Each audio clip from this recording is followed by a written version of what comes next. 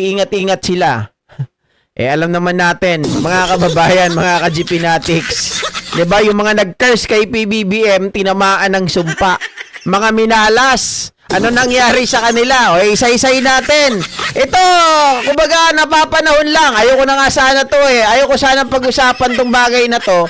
Kaya lang sumusobra na yung mga DDS, mga ka-GP Natics. O, isa-isay natin. Ano ba ang nangyari sa mga taong to, mga kababayan? Etong mga taong to kasi, eto yan sila eh.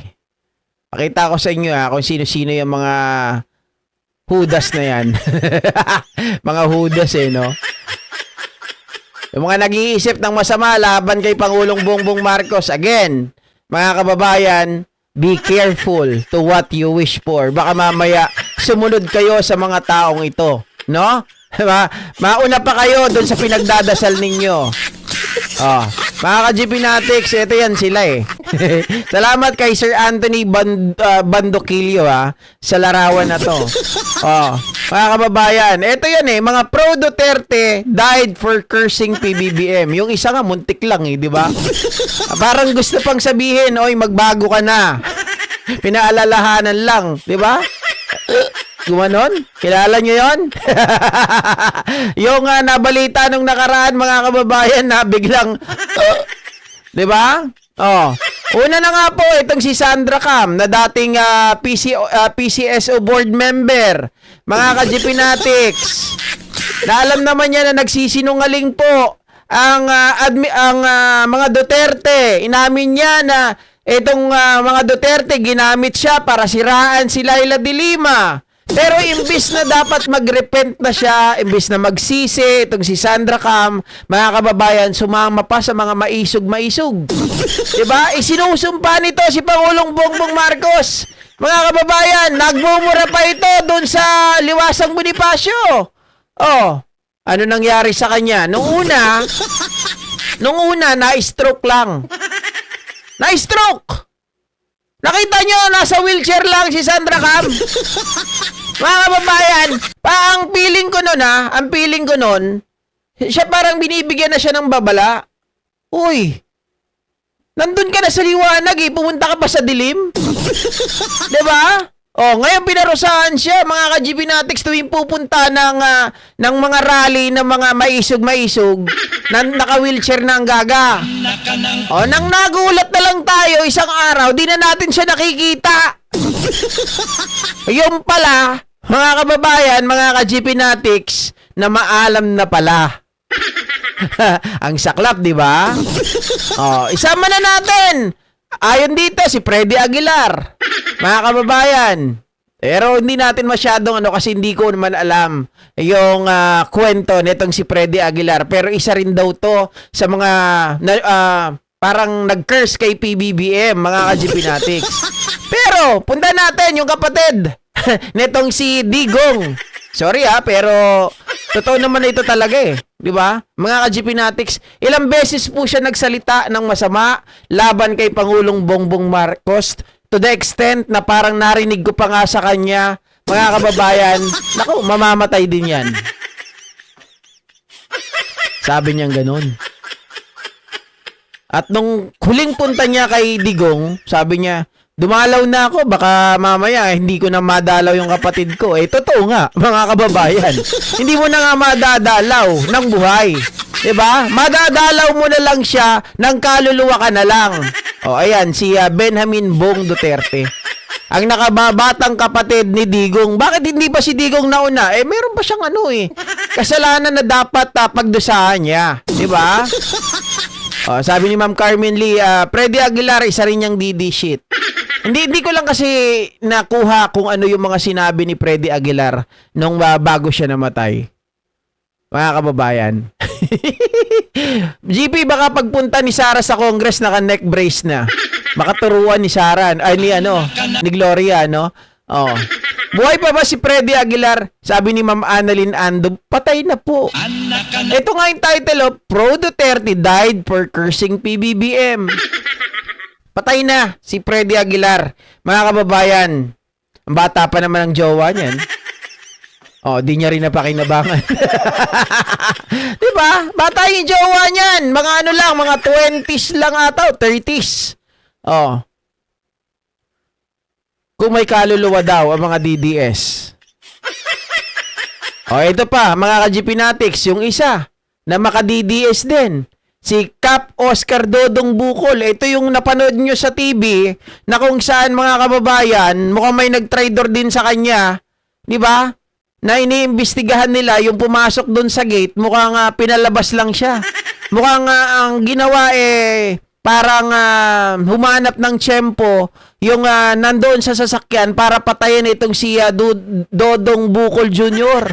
Ito yung kapitan, mga ka-GPnatics na pinagbabaril online, di ba? Naka-live pa man din habang siya ay pinapatay. Saklap. Oh. Marami na mga ka-GPnatics. Sabi ko nga po sa inyo sabi din nung nakausap ko mga kababayan, ayoko na lang pangalanan, ano? GP, hindi mo ba napapansin? Tama yung sinabi mo na lahat ng may masamang sinasabi sa Pangulo natin, sila yung natutuluyan. Bakit kanyo mga kababayan? Sabi niya, ang Pangulo natin, bigay yan. Yan ay plano ng Panginoong Diyos. Totoo naman, nasa Biblia rin yan bakit si Digong? Mga kababayan, inano rin yan ng Diyos na maupo sa atin para tayo po ay maliwanagan, tayo po mga kababayan ay makita natin ang kabulukan ng mga Duterte. Di ba? Idinaan din yan. Ang Pangulo po, ang gobyerno, ito mga kababayan, nakadesign yan sa Biblia. Diba? Kahit sinong maupo dyan, dapat tayo magpasakop. Kasi binoto ng taong bayan yan GP, paano kung dinaya? Ay, hindi na natin alam yun kung dinaya. At basta nakaupo sa gobyerno, ayon sa Biblia, mga kababayan, dapat po nating igalang. Diba? Pwede naman nating sitahin kung may maling ginagawa, pero wag tayo mag-isip ng masama. Ang isipin natin kung paano pa humaba ang buhay niya at paano niya matutugunan ang pangangailangan ng bansa. 'Di ba? Paano niya tutulungan yung mga tao, mga kababayan na under niya. Ganun dapat tayo. Hindi yung isipin natin, mamatay ka na, Bongbong Marcos bangag. Hindi ganun. Oh, kita nyo nangyari sa kanila, mga kababayan. Mukhang mas mga bata pa nga ito Kung tutusin kay Pangulong Bongbong Marcos, nauna pa. Oh, di ba masaklap? Oh. Sabi ni Ma'am Irene, hudas si Digong. Ang ano natin, totoo yan mga ka-GPnatics. Hindi ako double standard. Kahit si Digong, itinalaga yan ng Panginoong Diyos. Itinalaga yan, mga kababayan, para tayo ay mamulat. Para makita natin ang kawalang-iyaan ng mga ito. Oh. Correct, bawal mag-curse ayon sa Holy Scripture, sabi ni Sir Leo. Shoutout sa'yo, Naomi Shin, Kapag itinalaga ng Diyos, ginagabayan niya siya sa pamumuno. Correct. Mga kababayan. At sigurado ako, ang Pangulong Bongbong Marcos, matatapos niya po ang kanyang termino. Hindi po yan maaagaw basta-basta mga ka-GPnatics ng mga Duterte. Baka nga yung mga Duterte yan Hindi pa makaupo pag nagkataon Oh. Sir GP, si Real Talker, buhay pa ba yun? Isa rin yung kumagsali. Mga kababayan, tama, speaking. Mabuti na lang pinaalala mo, Ma'am Aisa Sagun. No? Si Real Talker, mga ka-GPnatics, kung di ako nagkakamali, ang nabalitaan ko dito, ay nagkaroon daw po ito ng malubhang sakit. Mukhang kinakarma na rin ng loko. Kaya bibihira nyo na po makita yan sa social media. Dahil meron po yan pinagdadaanan. Oh. Tanggap kasi nilang lahat, sila pupunta naman talaga sa impyerno. Payag na payag yan, pumapalakpak pa. Para mamulat tayo kung sino si Judas, sabi ni Ma'am Irene. Tama, mga kababayan.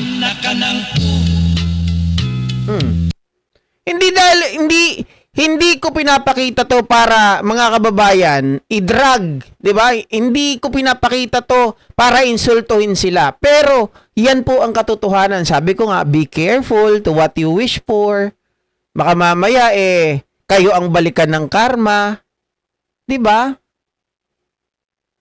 Oh, sabi ni Salami, si Freddy Aguilar ay kontra na sa mga Marcos panahon pa ni Apo Lakay, kaya nawala ang paghanga ko ay Freddy kahit magaling siyang musician, sabi ni Salami. Oh, si GP, si Jason sa nakarma na rin, mabaho bunganga. Hindi, malapit-lapit na yan, huwag kayong mag-alala. Biruin nyo, mga kababayan, yan, sila Eric Celis, sila Badoy. Ita mo si Badoy, mga ka-GP Natics. Oh, hindi niya mapaayos yung mukha niya. Curse yun. Curse yun. Doktor siya pero baku-baku mukha. Si Eric Celis, mga ka-GP Natics, sa pagpapakalat nila ng fake news, ilang kaso na. Laging talo. 'Di ba? Ilang kaso na, mga kababayan, yung mga pagbibintang nila ng mga mali-mali, yung pagbe-fake news nila. Oh, nauubos lang din yung pera nila, sinasahod nila dahil doon sa pagbibail nila. Hindi ko lang alam bakit etong si Tandang Jason sa hanggang ngayon, mga ka-GP Natics. Pero palagay ko marami na rin mga kaso yan eh. Banat bayat, si Maharlika na lang ang kulang, isama na si Badoy. May cancer si Real Talker. Dapat pag may cancer ka na, mga kababayan, maging behave ka na. Diba? Huwag ka na magpakalat ng fake news. Dapat, ang ginagawa mo ay manahimik ka na lang. Dapat, mga kababayan, nagsisisi ka na sa mga ginagawa mo. Diba? Oh. Wala eh. Si Majel Dea nga, hanggang ngayon, nasa hospital pa ata ang loko. Oh. Yun ang malala. Si Majel Dea, biruin mo, laway niya, nalunok niya. Nagbara, mga kababayan, yung kanyang daluyan ng hangin. Oh. Dahil yan sa kagustuhan nila na may mangyaring masama kay Pangulong Bongbong Marcos. Hindi sila makontento, hindi sila makapag-antay ng tamang pagkakataon. Oh. Napakabait ng Pangulo natin, bakit nila nilalait? Simple lang. Simple lang, Ma'am Alicia Lapid. Bakit nila nilalait ang Pangulo? Unang-una, hindi nila kaya ang Pangulo. Kung si Sara lang ang itatapat sa Pangulo natin, mga kababayan, kahit gakuko, hindi po kayang tapatan ni Sara Duterte ang Pangulo natin. Pangalawa, pero ito yung unang-unang dahilan. Kasi gusto nila, mga ka-GP Natics, na hawakan sa liig ang Pangulo natin, pero hindi po nagpahawak sa liig. Pangatlo, ayaw nilang mahalungkat ang lahat ng katarantaduhan nila. Dahil nga hindi nila nahawakan sa liig ang Pangulo, mga kababayan, lumabas lahat ng kabalbalan ng mga Duterte. At yan ang ayaw nilang mangyari. Kaya kahit anong gawin, kahit anong paraan, mga ka-GP Natics, gagawin nila, mapalayas lang si Pangulong Bongbong Marcos sa pwesto at makabalik po sila sa Malacanang. Yan ang gustong-gusto mangyari ng mga DDS. Yan na lang daw ang bumubuhay sa talker na yan, GP, yung mag-fake news. Yun na lang ang bumubuhay sa kanya. Naku po, mga kababayan, yan ang, kumbaga, para sa akin, wrong move yan. Wrong move yan. Bakit kanyo? Mga kababayan, maraming paraan para mabuhay ka. Tumawag ka sa kanya, wag kang umasa dun sa kumikita ka nga. Fake news naman ang pinapakalat mo. Baka mamaya, mga kababayan, imbis na tumagal ang buhay mo, padaliin pa ng Panginoong Diyos yan. Oh.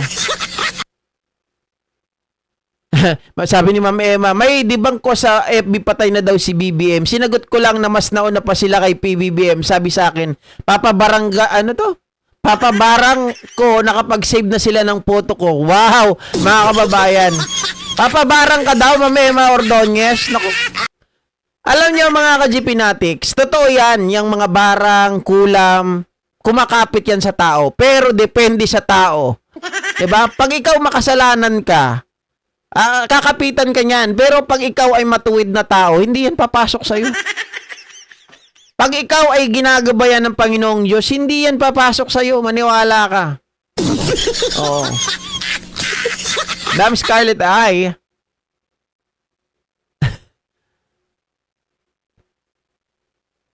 Kontrahin mo ng bawang at asin.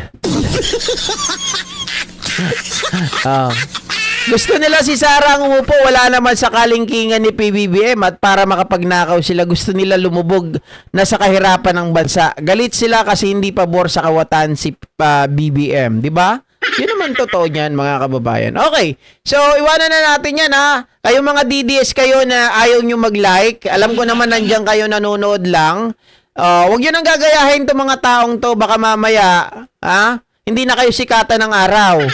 Baka mamaya mga kababayan, magsimba na kayo na may bulak sa ilong.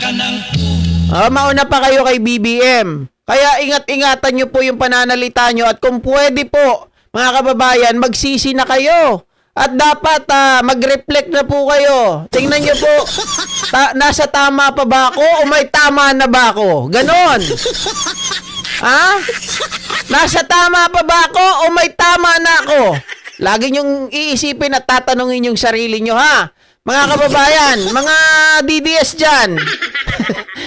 Mahirap kasi yan. Diba? Pag sinabi mong may tama ka na, mga kababayan, magpa-mental ka na. Kaya katanungin mo, tama pa ba ako sa pinaglalaban ko? O masyado na ako nagpapauto dito sa mga demonyong to? Diba? Ano to? Di nila alam na si Sandra Cam ay namahinga na rin pala. Wala, hindi nga yan nabalita. Tayo lang ang nagbalita niyan mga ka-GPnatics doon na last year, di ba? Nung namaalam itong si Sandra Cam, pasigaw-sigaw pa yan sa Liwasang Bonifacio eh. Yung huling inatinan niya, naalala ko na nandun din ako. Nandun si Sandra Cam, tapos mga kababayan, nandun din si Agent Morales. Yung sinasabi ni Agent Morales na ang kanila daw testigo, mga kababayan, ay yung patay na yung kaibigan, si Daza. Diba? Yung kaibigan ni Pangulong Bongbong Marcos na patay na, yun daw ang kanilang testigo. Paano mo magsasalita yun? Alright, so iwanan na natin yan mga kababayan, pero may karugtong pa po yan. Eto ngayon. Siyempre Duterte, marami nag-uusapan natin mga ka-GPnatics, pero ngayon kumakalat sa social media. Anak daw ng nakakulong mga kababayan, anak daw ng nasa dahig